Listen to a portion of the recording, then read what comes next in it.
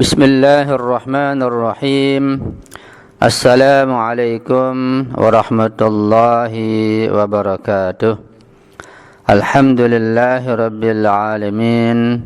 Wal aqibatu li ahli taqwa wal yaqin.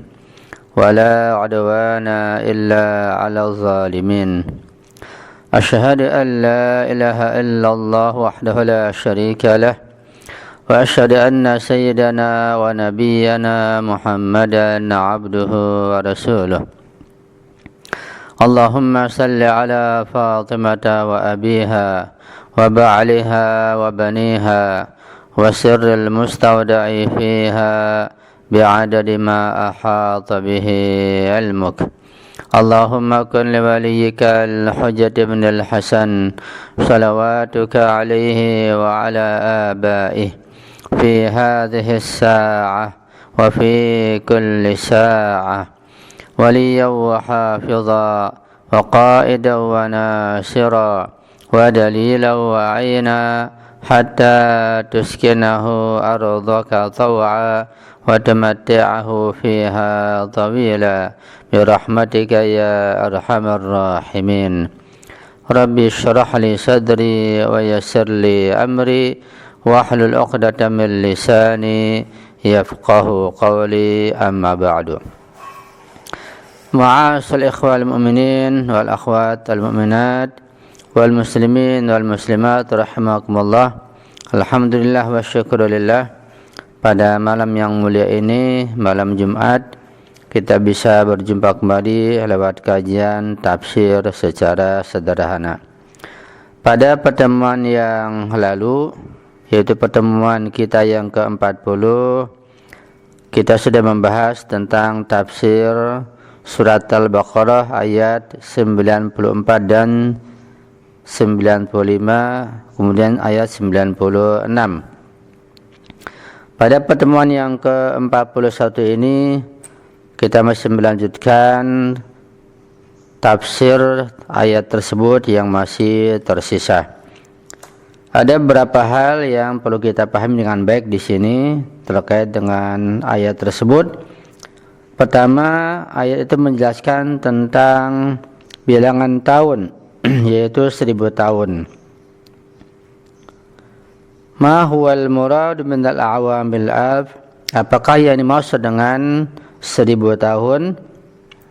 Ya, kita baca ayat tersebut bahwa sekiranya mereka diberikan usia panjang sepanjang 1000 tahun, maka mereka tidak akan dijauhkan dari azab Allah sama sekali. Apa maksud 1000 tahun itu? Ini yang pertama. Yang kedua, ada ungkapan hayah di sini. Wala tajidannahum ahrasan nasi ala hayatin. Hayatin di sini diungkapkan dalam bentuk isim nakirah. Kenapa isim nakirah? Yang ketiga, tentang masalah unsuriyah atau fanatisme, sifat fanatik yang ada pada kaum Yahudi, kaum Bani Israel. Apa efek daripada unsuriyah dan fanatik tersebut? Dan yang keempat, tentang mengapa mereka dan kebanyakan manusia takut kepada kematian. Itu 4 hal yang perlu kita bahas terkait dengan ayat tersebut sebagai pelengkap pembahasan tafsir kita pada pertemuan yang ke-41 ini. Yang pertama, apa yang maksud dengan 1000 tahun dalam ayat tersebut?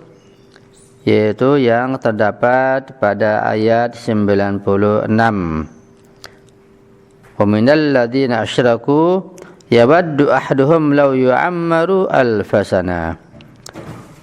Orang-orang yang musyrik itu mereka mengharapkan sekiranya dihidupkan, diberi usia 1000 tahun. Al-maqsudu min al-a'wami al-alfi fi qawlihi ta'ala yawaddu ahaduhum law yu'ammaru alfasana laysa hadzal adad al-ma'ruf. Yang dimaksud dengan 1000 tahun pada ungkapan ayat sekiranya mereka diberi usia panjang 1000 tahun, al-fasana, laisa hadzal adad al-ma'ruf, bukan bilangan tahun yang sudah kita kenal, yaitu 1000 bilangnya nolnya 3, bukan itu. Ya. Kalau bukan itu yang mana? Yang bagaimana? Wal arabu lam takun ta'rifu an zaka adadan akbara minal alfi. Karena bangsa Arab di masa itu mereka belum mengenal bilangan atau angka yang paling besar selain angka 1000 yang nolnya 3. Jadi bilangan atau angka yang paling besar yang dikenal oleh orang Arab di masa itu adalah angka 1000. Itu paling tinggi. Kalau kita sekarang mengenal di antaranya ya ada 100, ada 1000, bahkan ada 1 juta, ya ada lagi miliar, ada lagi mungkin apalagi billion dan seterusnya. Masih ada bilangan yang lebih tinggi dibanding di atas 1000, yaitu juta, kemudian miliar, kemudian apalagi billion.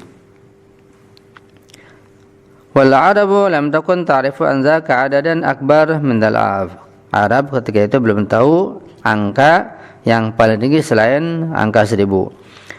Walam yakun lima yazidu 'alal alfi ismun 'indal Arab. Dan bangsa Arab ketika itu tidak mengenal nama angka yang lebih tinggi daripada 1000. Walidzalika kana ablagha ta'birin 'anil kasrati. Oleh karena itu ungkapan yang paling tinggi tentang angka atau bilangan adalah 1000. Jadi kalau begitu, sekiranya mereka diberi usia 1000 tahun, kalau sekarang sekiranya mereka diberi usia bermiliar-miliar atau berbilion-bilion tahun, begitu. Ya, jadi bukan dibatasi angka 1000 saja, tapi menunjukkan angka yang paling tinggi, miliar atau bilion. Sekiranya mereka diberikan usia sepanjang berbilion-bilion tahun, karena perbuatan mereka begitu kejam, jahat, zalim, maksiat dan penuh kemungkaran, maka pasti mereka tidak akan dijauhkan oleh Allah dari azab api neraka sama sekali. Itu hal yang pertama. Kemudian yang kedua adalah tentang ungkapan atau kalimat hayat dengan isim nakirah. Tankirul hayati fi ta'biril ayah. Adanya isim nakirah pada kalimat hayah. Wala tajidannahum ahrasan nasi ala hayatin. Dan engkau wahai Muhammad, wahai mukminin, pasti akan mendapatkan mereka itu kaum Yahudi dan Bani Israel, mereka paling rakus dalam kehidupan ini, rakus pada kenikmatan dunia, pada materi kesenangan hidup.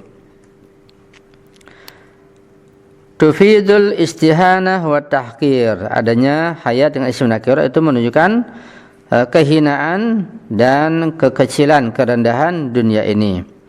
Ai inna haula'i harisuna hatta ala atfahi hayatin wa khasiha wa ashqaha wa yafaddilunaha 'ala al-akhirah. Artinya mereka itu kaum Yahudi Bani Israel, mereka sangat rakus, sangat tamak, sehingga mereka mengutamakan kehidupan yang sangat rendah, kehidupan yang sangat hina. Mereka mengutamakannya daripada kehidupan akhirat yang jauh lebih tinggi, jauh lebih mulia, jauh lebih berharga.